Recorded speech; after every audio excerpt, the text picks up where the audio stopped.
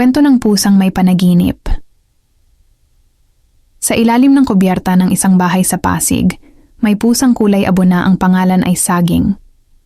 Oo, saging. Dahil noong kuting pa siya, natulog siya sa basket ng saging at ayaw na niyang umalis roon. Pero si Saging ay hindi ordinaryong pusa. Tuwing gabi, tumatahimik siya at pumipikit ng mahigpit para makapanaginip. Hindi basta panaginip, ha? Sa kanyang mundo, siya'y isang pusang makata. Nakakasulat siya ng mga tula gamit ang kanyang buntot sa buhangin. Isang gabi, nanaginip si Saging ng isang batang umiiyak sa sahig ng kusina. Lumapit siya. Hindi siya nagsalita, pusa nga siya. Humiga siya sa tabi ng bata. Sa panaginip, nagliwanag ang buong kusina. Parang may araw sa loob ng ref. Tumawa ang bata.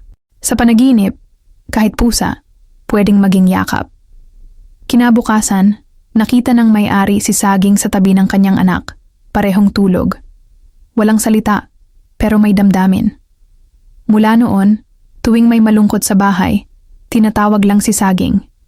Hihiga siya, pipikit, at dadalhin ka sa mundo niya kung saan ang mga pusa ay gumagawa ng tula, at ang lungkot ay laging may katapusan.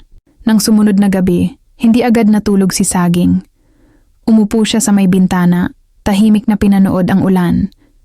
May hangin, may kulog, pero sa mata ni Saging, may sinisimulang tula.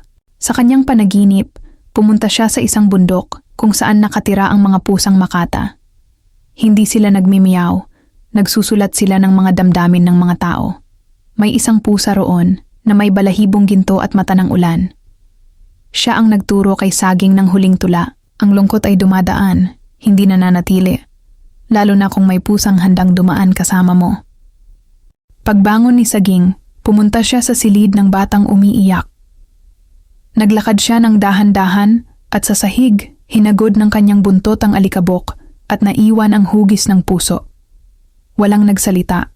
Pero sa pusang makata, sapat na ang isang tahimik na gabi para maipasa ang pag-asa